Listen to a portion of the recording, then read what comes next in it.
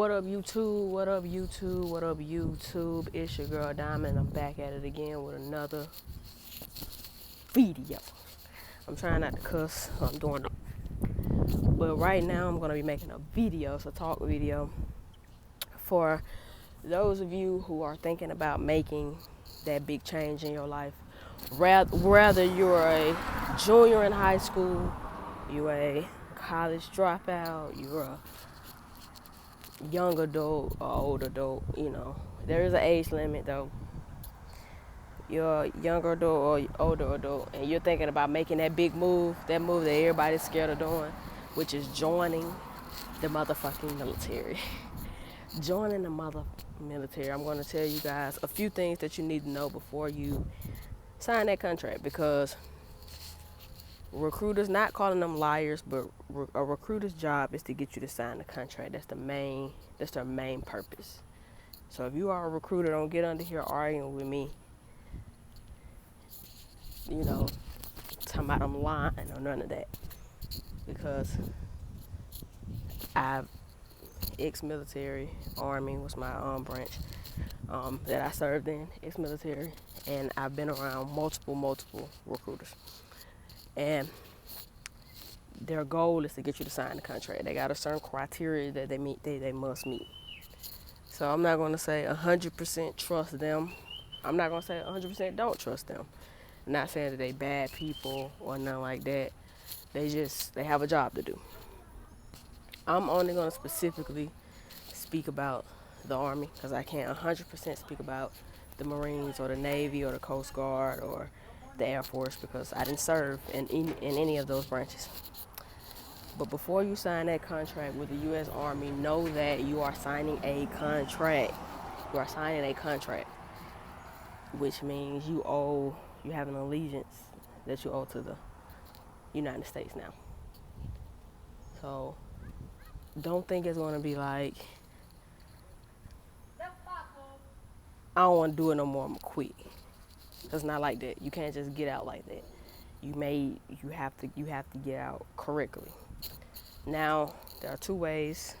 Well, there are actually more than two ways, but the most popular ways of joining the military is active and reserve. There's also a National Guard, and there's also what is it? I gotta find an acronym for it. I'm gonna add it like right here. If you're like a person that wants to go to the Army, mainly because of school, like you're gonna be going to school, so you're gonna go to basic and you're gonna be going to school to become an officer or something like that. Those are the top 4 ways that I know. Top 4 components that I know of. The two popular ones are active and reserve. Most people straight out of high school go active. Most people straight out of high school that want to go to school go reserve or National Guard. National Guard is the best way to get the most benefits if you're not active. Now, it also depends on which GI Bill you sign up under. So pay attention to that. You have a Montgomery GI Bill. In Alabama, at least, you have a Montgomery GI Bill, a post 9/11 GI Bill. Listen and read those GI Bills before you pick one. Don't just pick one. Listen and read those GI Bills, whichever one will work best for you. Now, most people go active, but if I'm gonna tell you from a person who got out reserve, your benefits are not gonna be as good as someone who's active. Like, as far as the benefits of being a soldier, people don't look at the reserves the same way, and they look at National Guard even smaller, which I don't know why. National Guard does work, but if you want to join the military for school and school purposes, your best bet will probably be the National Guard, because they have a lot of stipends and awards that they grant soldiers that are going to school. If you don't plan on going to school, I would not recommend doing the National Guard component. If you want to join the military for a career and for the travel, go active. Now, when you go active, your first step of any of this would be talking to a recruiter. First step of anything is talking to a recruiter in your city. You know what I'm saying? And now, unlike the other branches, Army recruiters are going to be on you. They're going to be on you. I'm sure if anybody who's watching this is in high school that you know, Army recruiters are going to be on you, especially if you're a minority. They're going to be on you. And they're going to promise you like the world of everything with this new career. So if you plan on going active, know that you're going to be taken away and thrown outside into the world, and wherever you land is where you have to stay for at least, I know, 2 years. The first step is talking to a recruiter. You know, they'll go through this checklist with you. They'll go through your background and they'll send you home with this packet, and you got to fill it out with a lot of character witnesses, and not a character witness, but people that can assure that you are an honorable person. References and stuff like that, like places that you've lived, jobs that you worked at, people that can say that John Doe is this type of person, John Doe is that type of person. Do they go through those names? I'm not 100% sure, but I had a recruiter say that they didn't. But, you know, read through that packet. You know, you're going to get a emergency contact and all that. The next step, next time you meet with your recruiter, it should be to sign your contract. No, I skipped a step. The next step, the next time you meet with your recruiter, it should be to take the ASVAB. The ASVAB is like the ACT for college. The ASVAB for the military is what the ACT is for college. It's to see where you score so they can know, are you eligible and what type of job should you do based on your scores. Just like the rest of the world, everything is based off test, not ability. And the ASVAB is if you go to your local library, there are tests, there are studying material for it. I picked it up. I took my ASVAB one time. I took it with the Air Force.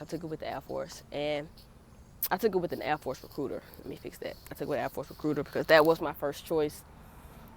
And it's not really nothing you can study for. If you're a person who's really bad at taking tests, then I would say study. You know, just to give your brain some ease, I would say study.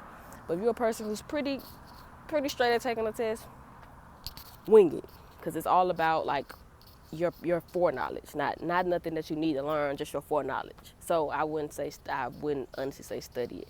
And then if you have to take the test again, it's going to be different every time. If I'm not mistaken, the score you have to make is a 31 to be able to enlist into a branch. And each branch are different with the scores, right? So the Army, you get that 31, okay, you're going to sign your contract and they're going to show you the jobs they have available. The jobs that they have available are based on your scores and what the Army needs. Your scores and what the Army needs. So don't get in there and, you know, just bullshit the test, because the higher that you score on the test, the more jobs that are available for you, at least for the Army, because the Army allows you to choose your job, whereas the Air Force and I think the Marines choose your job for you based on your scores. But you take the ASVAB, you usually go to your state capital to take it. So I went to Montgomery to take my ASVAB. The Army provided me with a hotel, stuff like that. And I came back home. You usually supposed to know your scores like right away. I had my scores in my hand when I left. It's like a quiet test. I don't know. It may be even more quieter due to the quarantine, not being able to have so many people in one room at one time.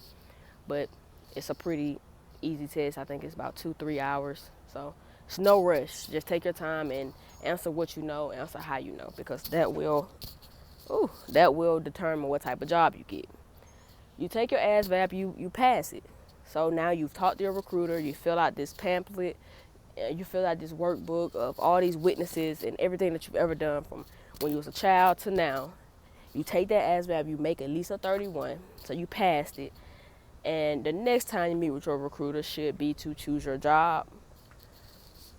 Lied again. No, it should be the next time you meet with your recruiter or talk with your recruiter is be to go to MEPS. Now, MEPS should be held in the same city in your state that you took your ASVAB. It should be, but in case that is not, because I did know some people that took their ASVAB at a local community college. So, but MELP should be, if you take your ASVAB at your state capital, MELP should be there as well. MELPS is a pretty long process, about 2 days, I think, if I remember, because I did all this in 2015, so it's been a while. It's a pretty long process. Basically, they get you a hotel room. You're gonna have a roommate, more than likely, of the same gender, more than likely, and you're gonna be in there with people from the Marines, people from different branches, different components, and you guys, just one common goal is to go to MELPS. And you're gonna wake up. That's when you're gonna get that first ass crack of dawn. Wake up at 3 or 4 o'clock in the morning to round everybody up, and you're gonna get on this bus. You're gonna eat the hotel breakfast. Well, it may be different now due to quarantine, but you're gonna eat this little hotel breakfast, and you're going to, when you start seeing ants, you think they crawling on you, and you're going to you're gonna have a physical.